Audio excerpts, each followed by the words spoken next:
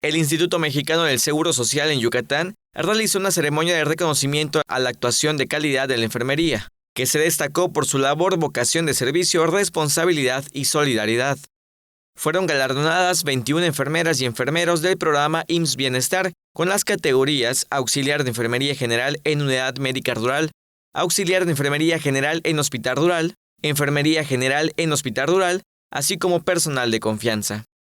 De régimen ordinario recibieron reconocimiento 32 enfermeras y enfermeros de las categorías Auxiliar de Enfermería en Salud Pública, Auxiliar de Enfermería General, Enfermería Especialista, Subjefe de Enfermería, Jefe de Enfermería, así como personal de la Escuela de Enfermería y de la representación.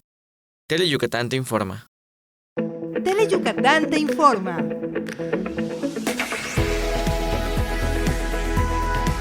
Lunes a viernes, 3 de la tarde. Síguenos.